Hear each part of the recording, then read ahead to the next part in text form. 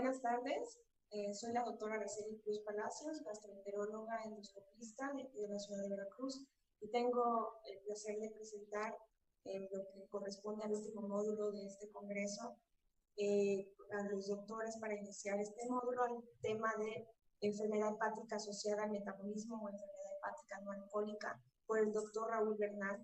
El doctor Raúl Bernal es gastroenterólogo egresado del Centro Médico Nacional de IMSS. Es presidente de la Asociación Mexicana de Gastroenterología, certificado por el Consejo Mexicano de Gastroenterología. Ejerce la gastroenterología en la ciudad de Pachuca y es reconocido por múltiples publicaciones, principalmente sobre temas de hígado graso y efectos de la obesidad en enfermedades digestivas. Muchas gracias, doctor, por aceptar la invitación. Adelante con su plática. Muchas gracias, Araceli. Quiero primeramente darle mi reconocimiento y agradecimiento a la mesa directiva de la Sociedad de Gastroenterología del Estado de Veracruz por esta amable invitación. Me han pedido que platique con ustedes el por qué el cambio en la nomenclatura de esta enfermedad que cada vez es mucho más prevalente y mucho más preocupante. Y de eso nos vamos a ocupar en los próximos minutos. La mayor parte de las enfermedades tienen siempre un diagnóstico de tipo asertivo. Sus descripciones nos hablan de la localización, del tipo de daño, de la evolución de la enfermedad, y solamente les traigo aquí 3 ejemplos que pueden ilustrar esto que les menciono. El caso de la artritis reumatoide, la apendicitis aguda, enfermedad biverticular del colon. Solamente con el nombre podemos darnos una idea muy aproximada de a qué se refiere o de qué se trata esta enfermedad. Sin embargo, hay otros diagnósticos que requieren de una negación en su descripción, y como ejemplo tomo el de la enfermedad por reflujo gastroesofágica, en la cual sabemos que hay una variedad erosiva y una variedad no erosiva. Hasta aquí creo que las cosas se explican con mucha claridad, pero tal parece que ese no es el caso de lo que ocurrió con la enfermedad por hígado graso no alcohólico. Para eso quiero empezar tomando esta línea del tiempo sobre la enfermedad para que veamos las diferentes denominaciones que se le han dado. A partir de los años 60 del siglo pasado, se encontró que había una gran cantidad, cada vez había un número creciente de pacientes con un depósito anormal de grasa en el hígado. Una de las primeras descripciones es de von Thaler, que él se refería a este hallazgo como una esteatosis hepatis.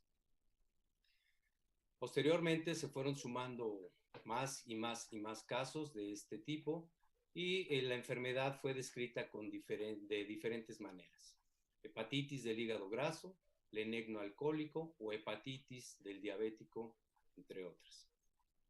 Fue hasta 1980 cuando Ludwig, un patólogo, establece el término de NASH, conocido por nosotros como esteatohepatitis no alcohólica. A partir de ahí parece ser que el curso de la enfermedad cobra una mayor importancia y empieza a llamar la atención de muchos investigadores y grupos en todo el mundo. En 1999, Matteoni considera que esta es una enfermedad que es algo más que NASH. Él considera que hay una enfermedad que tiene diferentes formas de presentación y la denomina como enfermedad por hígado graso no alcohólico.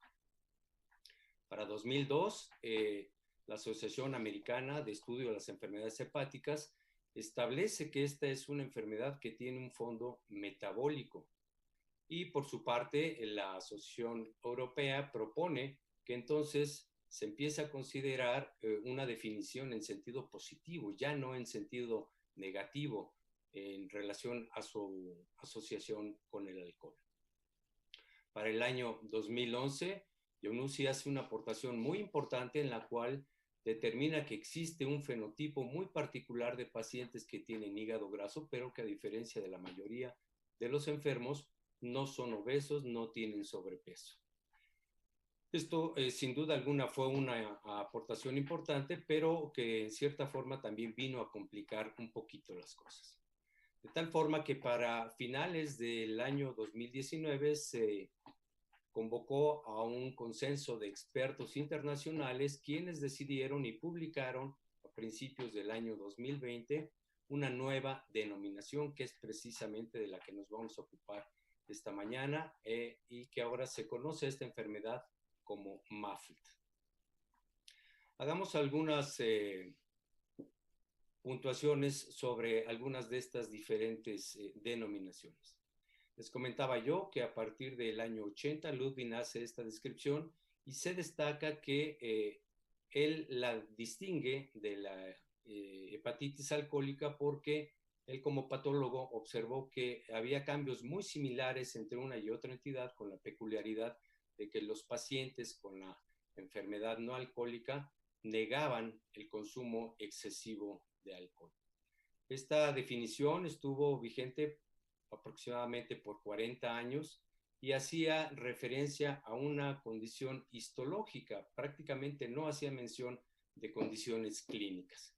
Así entonces se describía a una enfermedad por lo que no era, pero no nos decía qué era en realidad esta nueva descripción. Y tenía, por supuesto, algunas debilidades, como por ejemplo, ¿qué pasaba con aquellos pacientes que no tenían la condición inflamatoria, la esteatohepatitis? Aquellos que solamente tenían esteatosis y que de hecho son la mayoría de los pacientes con hígado graso.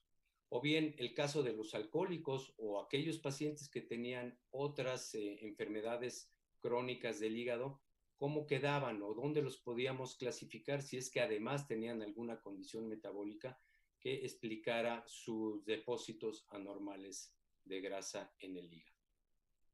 Cuando Matteoni hace su descripción de lo que es la enfermedad por hígado graso no alcohólico, esta es una aportación importante porque amplía el concepto en cuanto a que ya se reconoce que hay diferentes etapas de esta enfermedad que pueden ir de la esteatosis a la esteatohepatitis, a la cirrosis o incluso al carcinoma hepatocelular.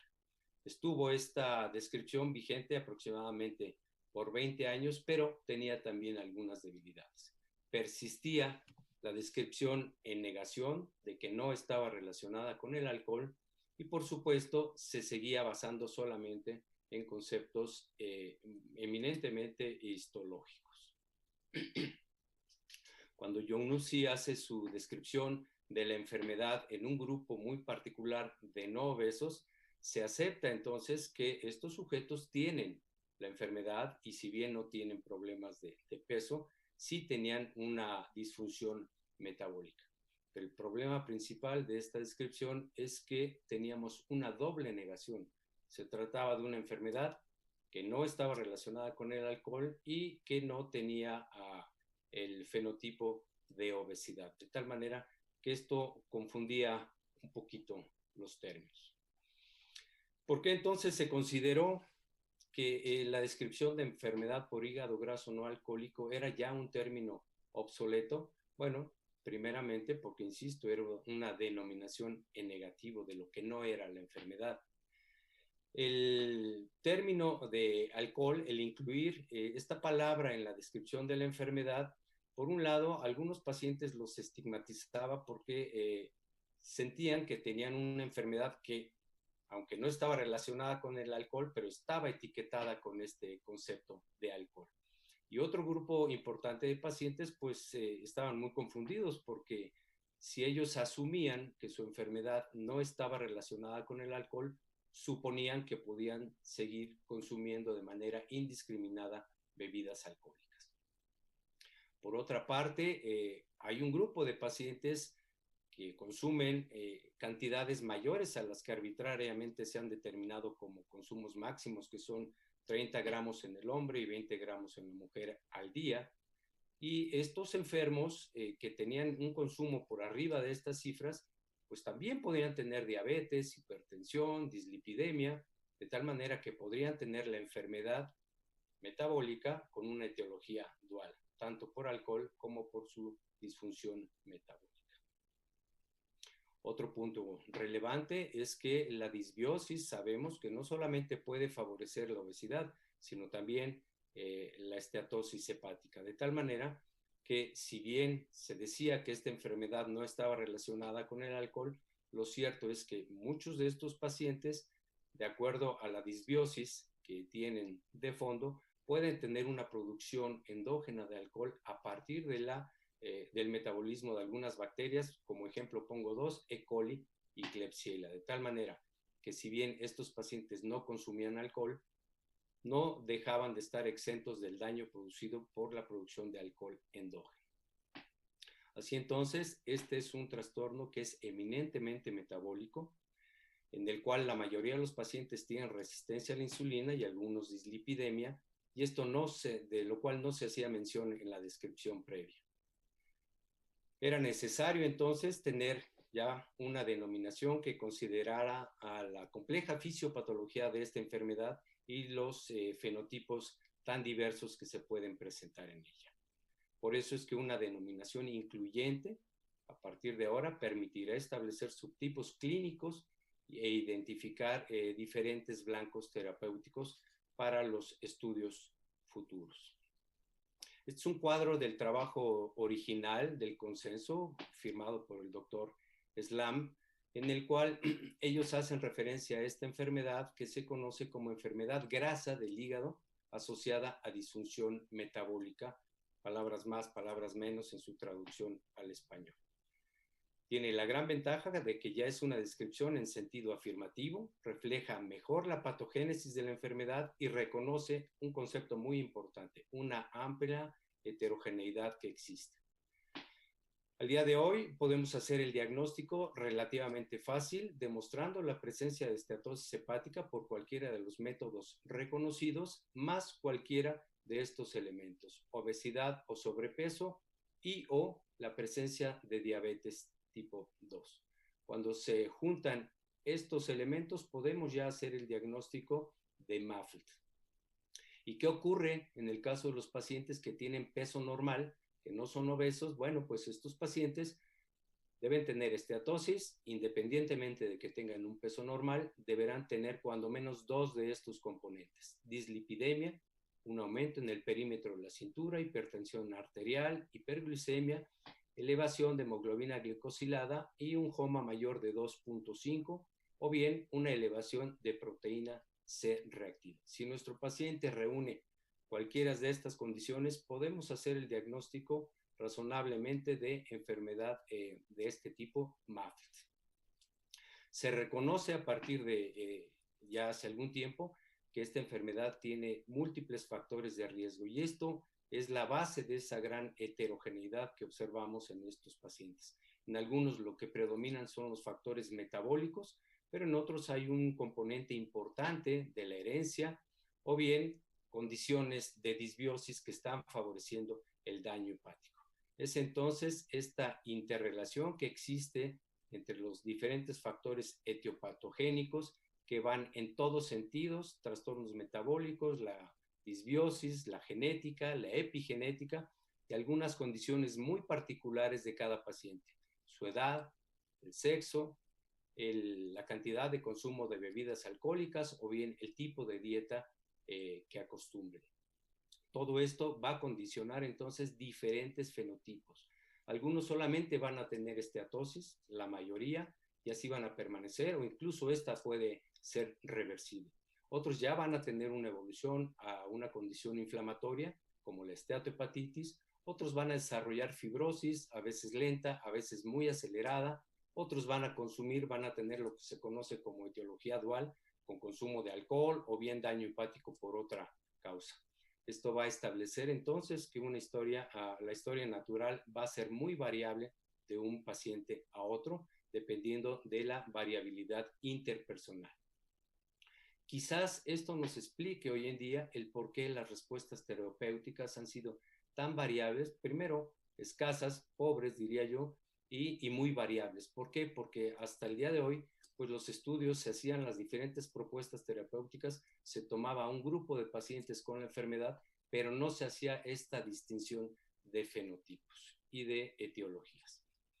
En el trabajo original de Slam lo ilustran de esta manera. Son 3 casos de 3 pacientes diferentes con la misma enfermedad, en las cuales en unos lo que predomina son condiciones ambientales, en otro las condiciones de herencia o bien los trastornos de tipo metabólico.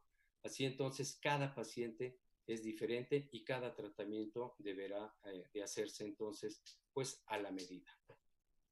Con esta nueva clasificación o definición, ¿qué es lo que cambia y cómo nos puede ayudar esto? Bueno, yo diría que cambia, que tenemos ahora una nueva denominación que afirma que existe ya, sin duda alguna, una disfunción metabólica. Se acepta que esta enfermedad puede coexistir con otras hepatopatías crónicas, incluida la alcohólica. Se reconoce que hay una heterogeneidad muy amplia, tanto en fenotipos como en la etiopatogenia de la enfermedad. Y por supuesto se reconoce a partir de aquí que puede haber diferentes blancos terapéuticos. ¿Y en qué nos ayuda este conocimiento? Bueno, pues que ahora podemos entender cada vez mejor a la enfermedad, que se facilita el diagnóstico en la práctica clínica, que tenemos nuevos estudios, el compromiso de que a partir de ahora los nuevos estudios deberán de considerar y agrupar subtipos de pacientes, que en el reclutamiento, sobre todo en los estudios que estén proponiendo diferentes opciones terapéuticas, el reclutamiento de los pacientes deberá ser mucho más homogéneo y menos heterogéneo cada vez. Quiero hacer mención a ustedes de este trabajo que presentamos en la pasada Semana Nacional de Gastroenterología y que hicimos un grupo de la Asociación Mexicana de Gastroenterología en colaboración con el Instituto de Investigaciones Médico-Biológicas de la Universidad Veracruzana. En ocasión de la presentación de este trabajo, en la discusión nosotros propusimos que a esta enfermedad descrita como MASH en inglés podríamos denominarla en castellano como esteatosis hepática metabólica. El razonamiento era muy simple. Esteatosis se trata de un depósito anormal de grasa que se ubica en el hígado y que tiene un componente metabólico muy importante. De ahí entonces una descripción simple como esteatosis hepática metabólica. Y yo justamente esta semana me llevé esta grata sorpresa cuando encontré este editorial en la Revista Española de Enfermedades Digestivas, donde un grupo de patólogos españoles muy importante propone precisamente que se le denomine en castellano a esta enfermedad como esteatosis hepática metabólica. Me parece a mí que fonéticamente es mucho más afortunado el término que sugieren ellos como EMET, porque me parece que nos puede facilitar la descripción. De ahí entonces que para concluir, yo creo que cada vez tendremos que irnos acostumbrando un poquito más a describir a esta enfermedad que en inglés se conoce como MAFLD, llamarla o denominarla en nuestro idioma como EMET. Con esto termino y reitero mi agradecimiento por la invitación y quedo a sus órdenes. Muchísimas gracias.